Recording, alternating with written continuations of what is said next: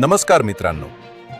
8व्या वेतन आयोगाबाबत देशभरातील लाखो पेन्शनधारकांमध्ये मोठी उत्सुकता निर्माण झाली आहे. विशेषतः शिपाई पदावरून निवृत्त झालेल्या कर्मचाऱ्यांना नवीन वेतन आयोगानंतर पेन्शन किती वाढू शकते याकडे सर्वांचं लक्ष लागले. सध्या शिपाई पदाच्या अनेक निवृत्त कर्मचाऱ्यांची किमान बेसिक पेन्शन 9,000 रुपये आहे.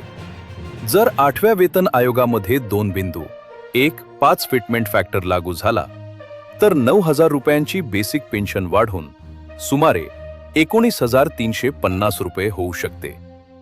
त्याचप्रमाणे 2.57 फिटमेंट फॅक्टर लागू झाल्यास हीच पेन्शन अंदाजे 23,130 रुपयांपर्यंत जाऊ शकते.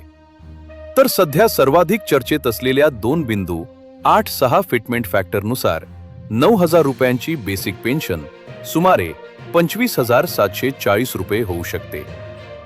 यापेक्षाही मोठी वाढ काही कर्मचारी संघटनांच्या मागणीनुसार शक्य आहे, कारण त्यांनी 3.83 फिटमेंट फॅक्टरची मागणी केली आहे. जर हा फॅक्टर मंजूर झाला तर 9,000 रुपयांची बेसिक पेन्शन थेट 34,470 रुपयांपर्यंत पोहोचू शकते. मात्र येथे एक महत्त्वाची गोष्ट लक्षात घ्या. हे सर्व आकडे विविध फिटमेंट फॅक्टरच्या आधारे काढलेले अंदाज आहेत. 8व्या वेतन आयोगाचा अंतिम अहवाल आणि केंद्र सरकारची अधिकृत मंजुरी मिळाल्यानंतरच पेन्शनची निश्चित रक्कम स्पष्ट होणार आहे.